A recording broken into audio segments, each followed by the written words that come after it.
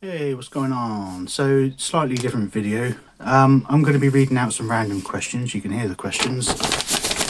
I've written them down on a bit of paper, and most people would have just read it from another screen, but I don't have a screen. I've only got my phone, so I've had to write it down on a piece of paper, and I feel like a CBBC presenter back in the day who's reading a letter that's been. I feel like a Blue Peter presenter or something. Oh, so and so's written in. But I'm going to read those out, these questions from Facebook, and you guys are just going to watch me drizzle watercolor basically over this polystyrene bust. It was just a polystyrene head that I bought for displaying my masks. You've probably seen them in the background of the videos and stuff. And I just had one too many of the polystyrene heads, and so I bought some clay. The clay wasn't great. It wasn't really the sort that I wanted. I was trying to keep the costs down, and I went for a different type of clay, and it's just not that good. So but I threw it all together with some cardboard and some tissue and some tin foil and stuff, and I've just thrown this ugly bust together because I've just always wanted to make some sort of 3D head sculpture thing. I like it and I don't like it. It's different. It wasn't quite what I was trying to achieve, but you can watch as I pour the colour all over it basically. So yeah, let's read some letters, but first I'm going to sip my coffee from my cup that has a little picture of my nephew on it. He was incredibly cute. Thank you, nephew. That's a lovely cup of coffee. Okay, so random questions from people. Well, I just put a post on Facebook saying, has anyone got any questions for a change? You know, give me something to talk about, basically, rather than just rambling on about any old shit. And so first question is from Mark Stan, and he says, have you ever taken LSD because your artwork looks like you probably have? LSD or shrooms? To be honest, I draw that a lot in my artwork. I'm always drawing LSD tabs and stuff like that. My artwork kind of like hints that I have, but to be honest, I haven't. I've never done LSD. I've never done shrooms. For a while in the UK, we had legalised. They made head shops legal in the UK for a little while. I think it went on for about a year, and then they got rid of them. And I've always been fascinated about psychedelics. I've got books on psychedelics. Again, I've never done them, but I've read a lot of information. I've listened to a lot of speeches and stuff by Terence McKenna, who's kind of like the official spokesman from the 1970s, 80s. He was like a psychedelic guru sort of thing.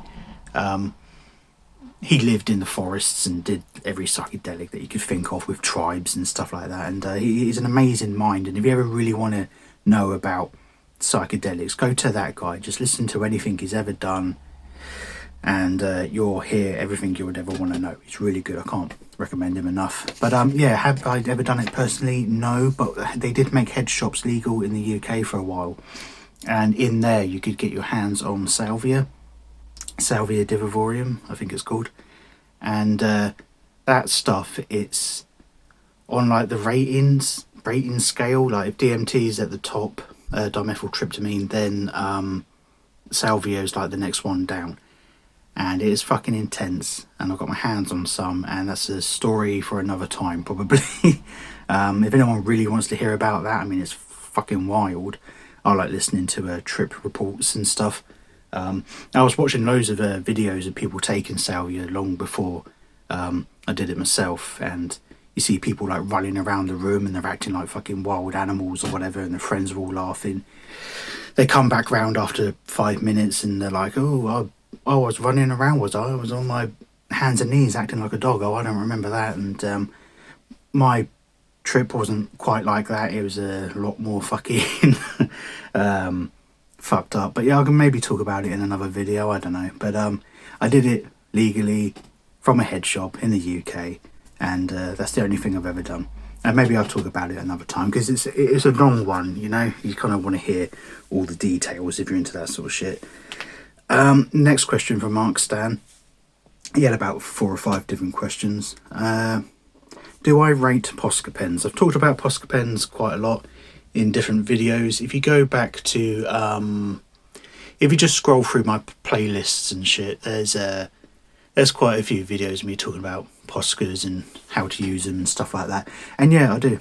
I really rate them. I think they're the best art supply thing that I've ever used. I was drawing on canvases for ages, cheap canvases, those scratchy, horrible material, just, you know, fake canvas. Like, oh, it's 10 in a pack for £3. It's like, yeah, there's a reason for that. They're fucking shit, and no one wants them. And so I would use cheap acrylics as well on the canvas, and then I would try to draw all the line work detail on top of the canvas, on top of that scratchy surface, and it doesn't work. I was talking to a friend recently, shout out Enoch X Mortis, who's fucking awesome. If you like horror and you like rap, go check that guy out. I was talking to him, he was drawing on canvases, and I was like, no, stop, don't. Just get yourself Posca paint pens. They're acrylic paint, they dry really quickly, and you can use them on, don't use them on like a standard sheet of paper, that's just stupid, it's going to leak straight through. Get yourself some thick card, get 400 GSM card. I don't know what GSM stands for, but it's the card that I always use. If you've ever seen me draw something with the Posca pens, I'm using that card. They call it Bristol board. Again, I don't know why. 400 GSM Bristol board. A3 is a good size, that's the next size up from A4. And yeah, Posca pens are fucking awesome. I mean, my drawing skills improved radically after using Posca pens and moving away from bloody canvases. Honestly, don't use canvases. They're shit. And just get they're shit for drawing, doing cartoon stuff with pens and stuff. Get yourself Posca pens. They're really good. They are a little bit pricey, but to be fair, you get what you pay for, and you do get quite a lot out of one pen, depending on what size you buy. I think the 5M one is quite good. It's an all-round good size. Sorry, I'm just going to drink my coffee again. So Posca pens, yeah, I do rate them. I really rate them. I think they're brilliant. They've really opened up the door for my creativity, because I'm able to draw new things now that I wasn't able to do on a canvas. Anyway, that's that fucking question answered, isn't it? Let's move on. Okay, Mark Stan says favourite album. Right, that's really hard, because I'm fucking... I listen to so much music and so much... so many different genres and stuff. I mean, there's stuff that I don't like. But I mean, I'd never be one of these people that turn around and say, oh, I hate techno or whatever. Because I think, yeah, but like every music genre is so big that I can guarantee whatever genre you hate, if you hate techno as well, if you listen to this and you go, yeah, I hate techno, I can guarantee you that the genres are so fucking big and diverse that there's probably 10 techno songs that you actually really would like. I mean, think about it. Music is so big. Why would you not try all of it, you know? Listen to all of it. You can't beat music. It's fucking amazing. So I listen to a lot of different stuff. So it's really hard to narrow down one album. But if I had to, it would be Geo. I'm not even sure how you say it. Geo Gaddy by Boards of Canada. Boards of Canada are a Scottish duo. It's electric music. I mean, I'm not even sure what you call it. Electro, is it what do you call it, breakbeat, that sort of thing. It can be quite avant-garde, where you kind of think, what am I listening to? But you know, there is a beat and a rhythm there.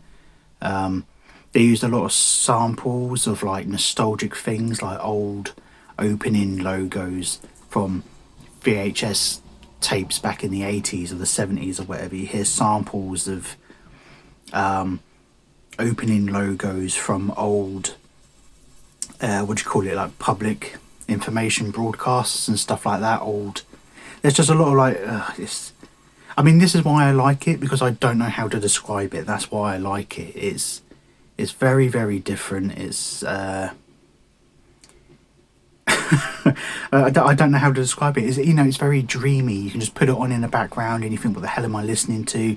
There's a beat that you can follow and stuff, but you're kind of like not listening to the beat. You're listening to the stuff that you can't quite hear properly. Do you know what I mean? It's very layered and interesting, and it takes well, for me, it takes me off into imaginative places. I'm imagining all these things. It puts all these visions and visuals into my head. And I love that. It's like a kaleidoscope of just weird, nostalgic imagery. It sounds like you're listening to a psychedelic, hot California summer. I don't know how to fucking describe it. I don't know how to describe it, and that's why I like it. I like that sort of thing. But I could go on about music all day long. So that's exactly what I'm going to do. I went and got some CDs, and then I found some others, and I was thinking, if you like Boards of Canada, you might also like this one by Amon Tobin. I think it's called Ism, I'm not sure, ISAM. It's so this guy does drum and bass, but it's very sort of like psychedelic. Not really psychedelic, I don't know how to explain it. I love music, and I love all these different music genres, but ask me what anything's called, and to be honest, I haven't got a fucking clue. And I kind of don't care either. I just know what I like. If something hits me and it feels good, or it breeds images in my head, then I'm going to listen to it, you know.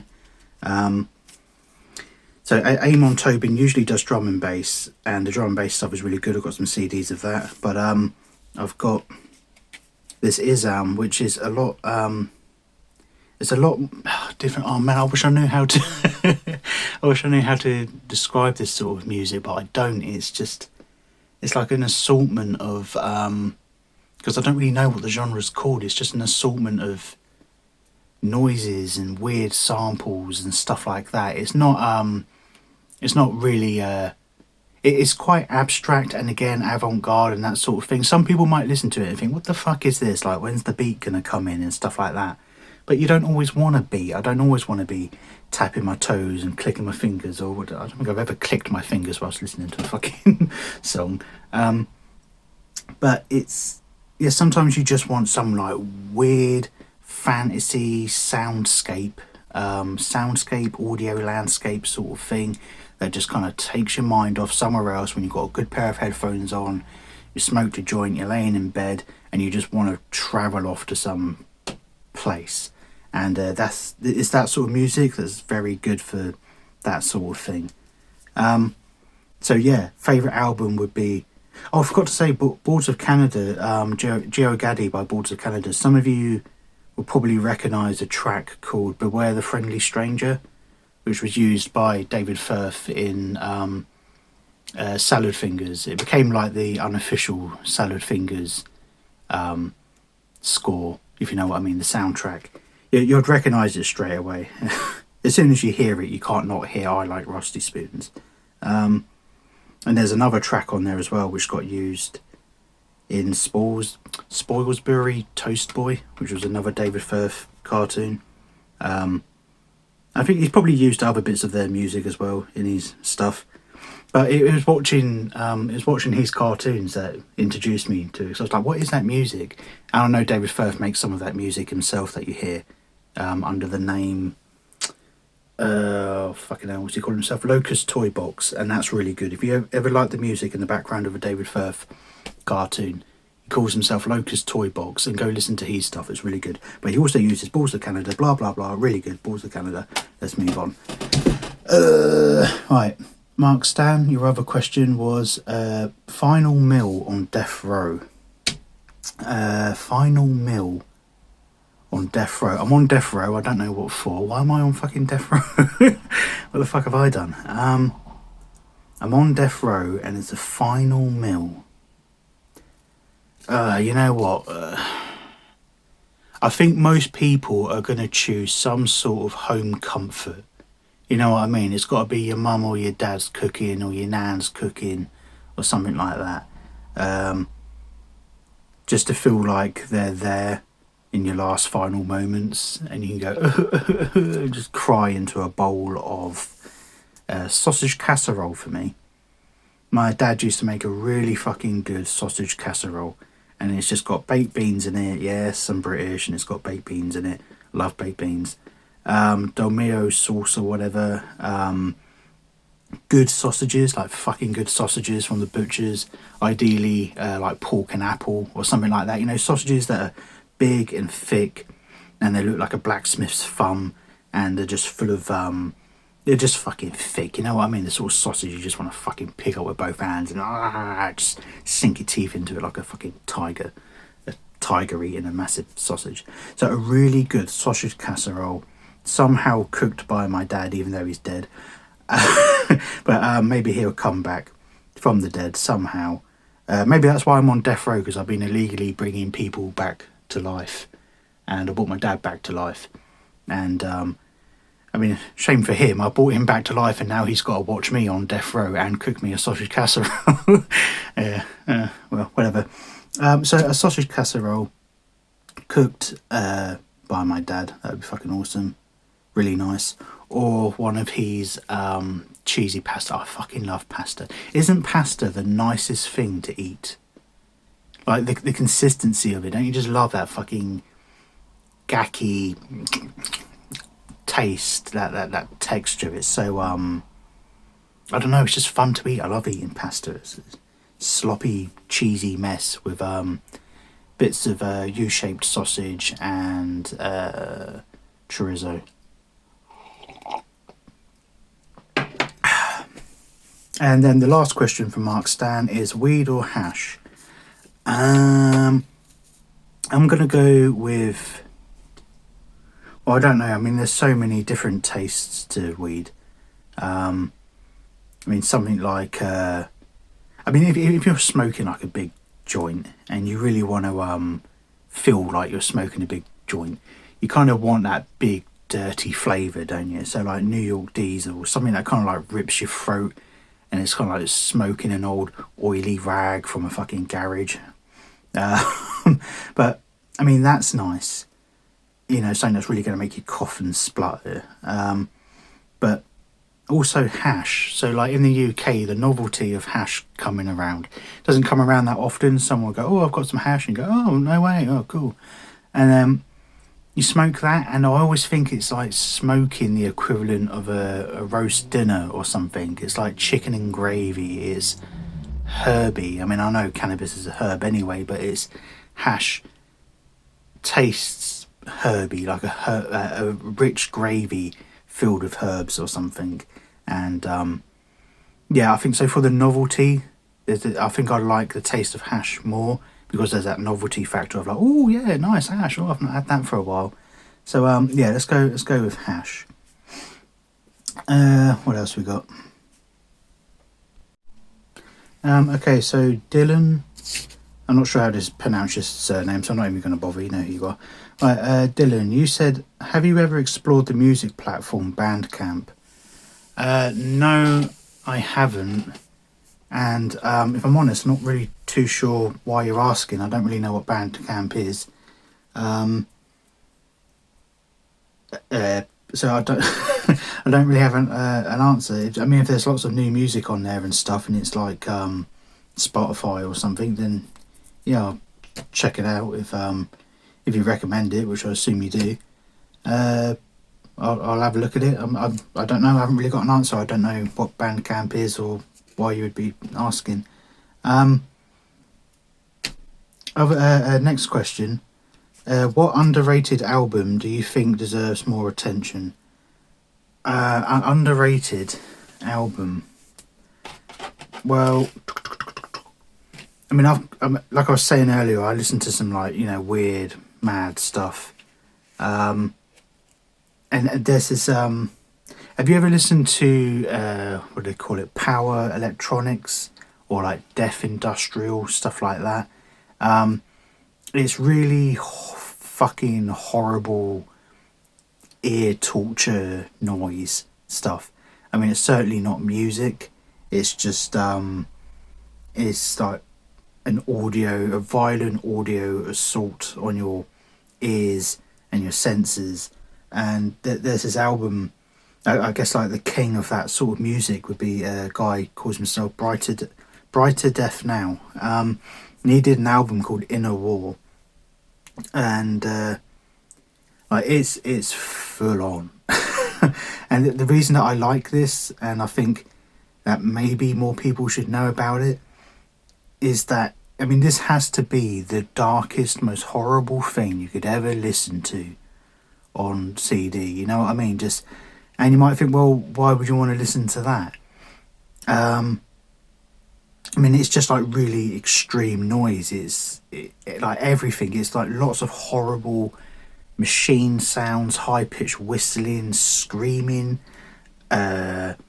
disturbing and questionable audio samples from who knows what. That's been heavily distorted into something that you can't even make out, but you kind of know what it is. Again, it's like, why would you listen to that shit? Because, like, why not make the fucking darkest album in the world? You know what I mean? Why not make fucking something really horrible? I mean, I think Sergeant Pepper's Lonely Hearts Club Band, that album has to be the happiest, jolliest, feel good. It's summertime, put that on the CD player, fucking turn it up. What an album. It's amazing. I fucking love the Beatles. And that album is the happiest, jolliest shit you could ever plug into your ears. And so someone's made the happiest album in the world, right? So why not make the fucking most horrible listening experience possible? And Brighter Death Now with Inner War certainly did that. There aren't a lot of tracks, a lot of the music is like 10-15 minutes long. And it's just very, I mean, it's depressing. It's depressing to listen to. It's not nice. I think if you're of a nervous, I can't even say it, nervous disposition, that's not even right either, is it? But like, I think you would have to be careful who you play it to, because I think some people would be like, probably come away from it thinking, fucking Jesus. But you know, I mean, I'm a creative guy. I like fucking a bit of everything. Yeah, I mean, everyone's got a dark side. I like exploring my dark side. I'm comfortable enough with who I am that I can do that and think, oh, I hope I'm not turning into a serial killer. No, I'm not. I'm just exploring me, you know?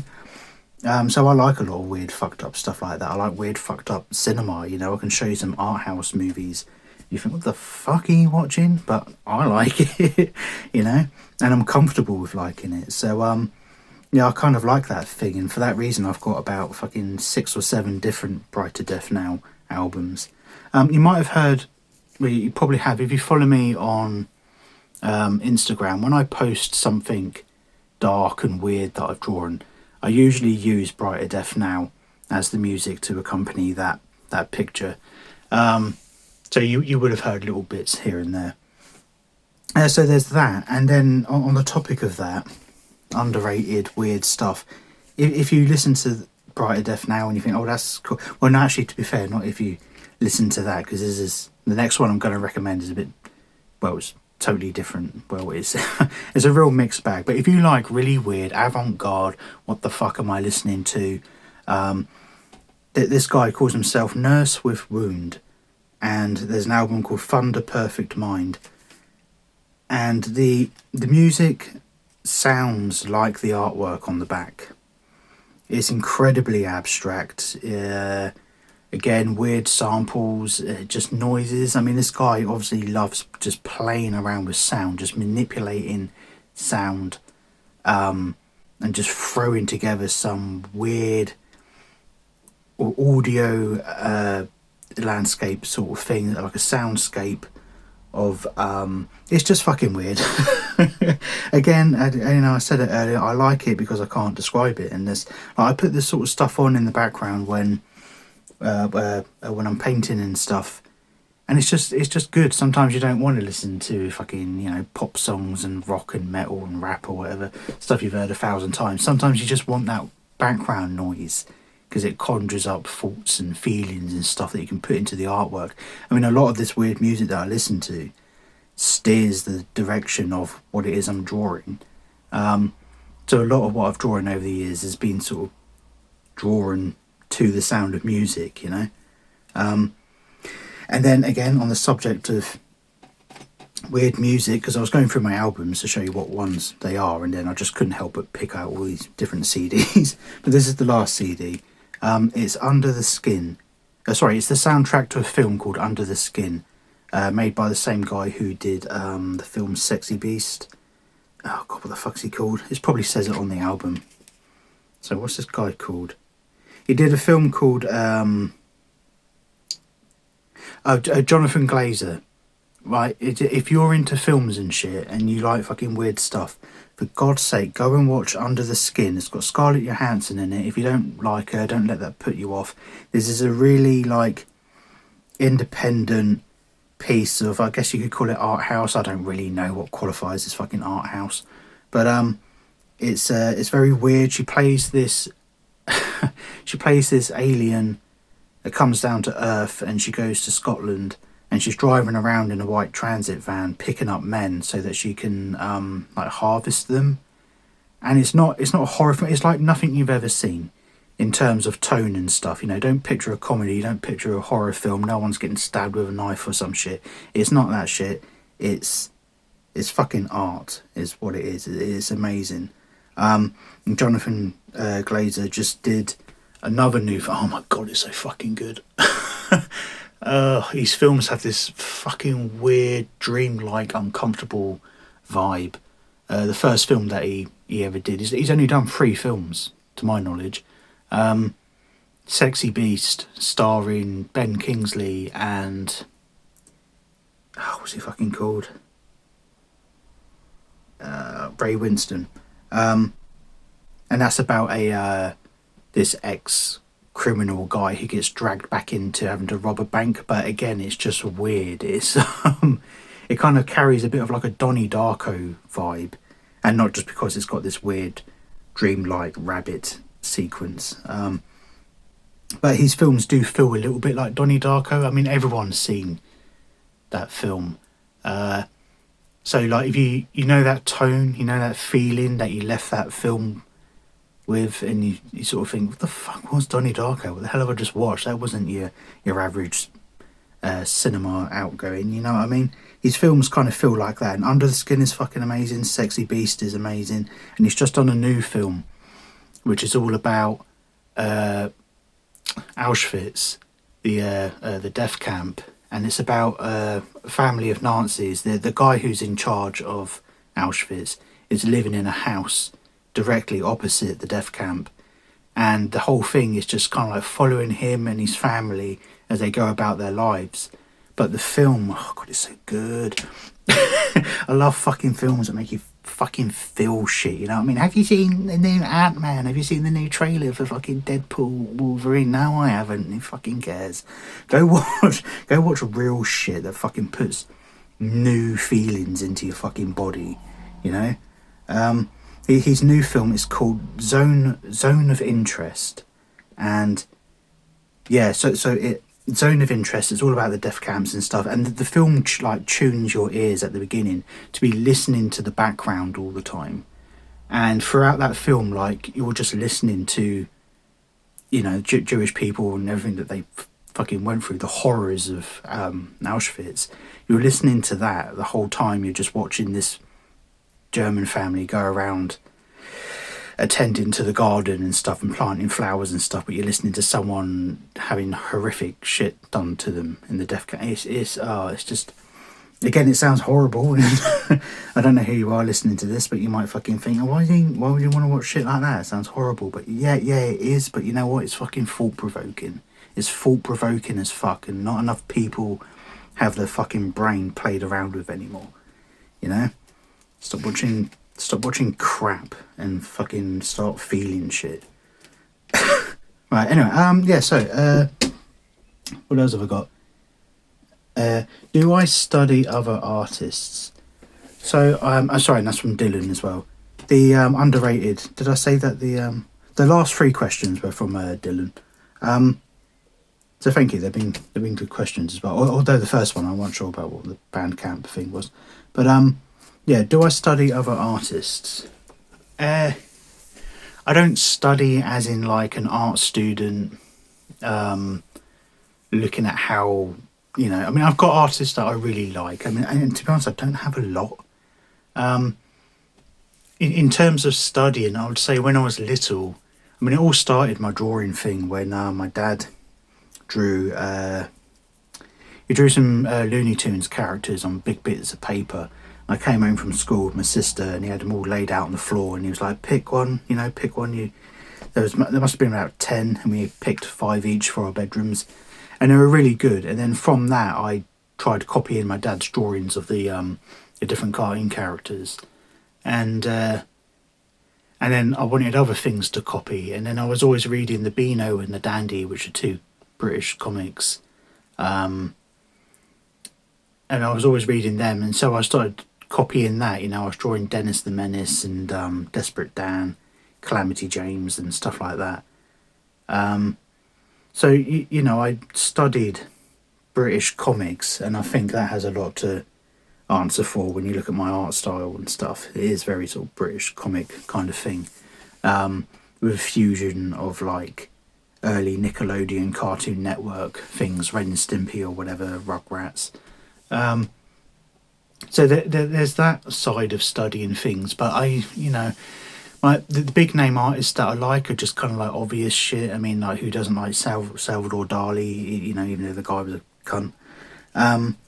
But his artwork's good. Everyone likes him. I like H.R. Geiger because if you like fucking weird dark art and stuff, which I do, then you're not gonna.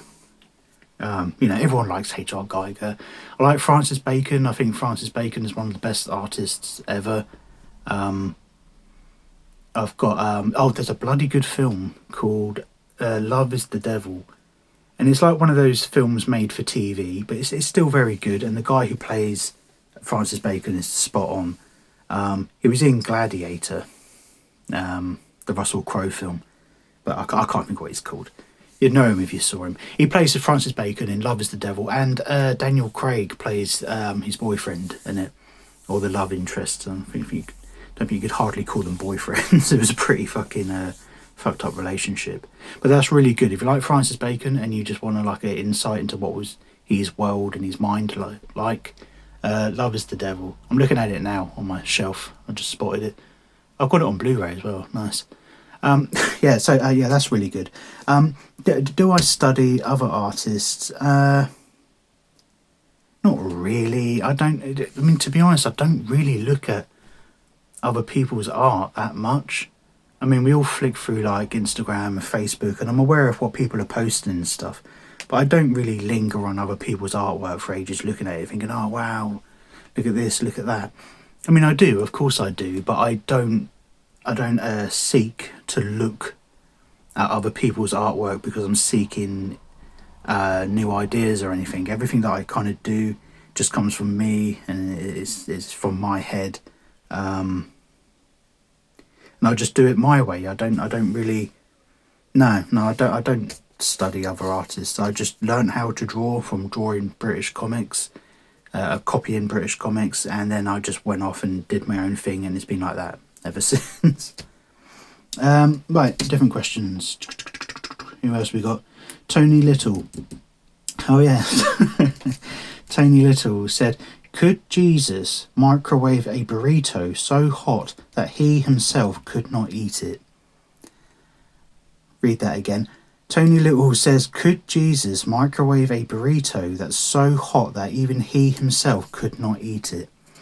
Okay, well, he's Jesus, isn't he? And if the guy apparently rose from the fucking dead, I reckon he could cook his own burrito. Or is it a trick question? Because I'm pretty sure they didn't have burritos in Jerusalem. But then again, he is Jesus, so can he just magic one up? But can he magic one up out of nothing if they haven't been invented yet? Ah.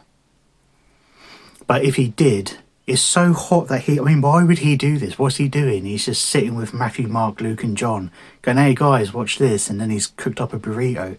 And they go, oh, that smells amazing. We've never seen food like that. Oh, that's great. And he's like, yeah, but watch this. Oh, my fucking lip. Oh, my tongue.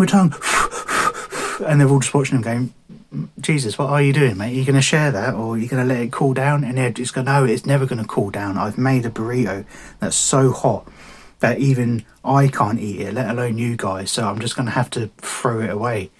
And then Matthew, Mark, Luke and John go, what was the point in that? I know he does like fucking mad stuff.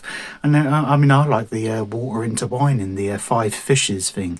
That time when he made a burrito that was so hot that he couldn't eat it, and so he had to throw it away. I'm not sure what that was. Maybe he did do that and it was so fucking pointless that it never made it into the Bible. Could Jesus microwave a burrito that was so hot that he himself could not eat it? Yeah, I guess so. I guess so. It's Jesus after all. Right, next question. We got Corey Marwick. I can't even read my own handwriting. But Corey, you asked, when do you apply texture to 3D work? Do you plan or just roll with it? I just roll with it. This sculpture thing that I'm doing, it's a good question to end with, I guess, because it actually brings it back round to what I'm doing. I just make it up as I go along, man. It's just, I think that's the best way to be with any artwork sort of thing. I'm applying texture, I guess, just by squeezing it and crushing it and pulling it apart and sticking it where I want it. I mean, that is texture. And then, well, when I've got a large space or whatever, I'm like, okay, let's manipulate it a little bit, or I'll find something like a pen that's got an unusual lid on it, and I think, oh, that'll make a good print mark. Do you know what I mean? Or just like, oh, let's get I don't know, the side of a serrated knife and like run it along in a line and just keep doing that until I get some weird textured effect. I mean, it's good to find random things, like look on your desk or look around your house for something that you would never use to make a texture, and then use that, and then you end up with interesting texture, you know, because you can't quite tell what it is. So yeah, just roll with it. I don't plan a lot. I mean, there's actually I've got it here. I forgot that I had this ready. There's a really, and going back to Francis Bacon, my favourite artist, there's a really good quote from Francis Bacon, which I think sums up not just 3D artwork and making stuff, but just any type of artwork, and it's certainly how I feel about art. So Francis Bacon said in 1963, "I foresee it, and yet I hardly ever carry it out as I foresee it. It transforms itself by the actual paint. I don't in fact know very often what the paint will do, and it does many a thing which are I knew I'd fuck it up, so I'm just going to start again. I foresee it, and yet I hardly ever carry it out as I foresee it. It transforms itself by the actual paint. I don't in fact know very often what the paint will do, and it does many things which are very much better than I could make it do." So there you go. And I think that sums up art in general. I think just go with it and just let the flow of creativity just flow through you onto the page or onto the whatever the fuck it is you're doing.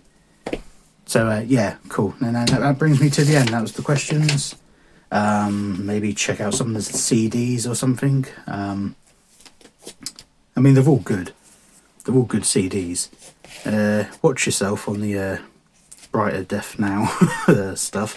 But check out Boards of Canada. If you like electric music, if you like Aphex Twin, Mr. Ozzo, the guy who did Flat Beat, that yellow puppet from the Levi Jeans advert, do you remember all that? He's like smoking a hot dog. It's that sort of thing, I guess. It kind of gets pigeonholed into that, but it's so unique. I mean, those artists are all so unique that they don't sound like each other at all, yet they're all kind of pigeonholed together. But yeah, check it out. Music is fucking awesome, art is awesome, and you guys are awesome for having bothered to take the time out to ask me some questions, and I hope the answers were interesting enough. I think they're interesting enough, apparently, to take up about fucking 40 minutes. But, you know, cool. Hopefully you enjoyed it. I enjoyed it. That was nice. See you next time. And if you have any other questions, then, you know, pop them below or just hit me up on Facebook or whatever. Cool. Awesome. Cheers, guys.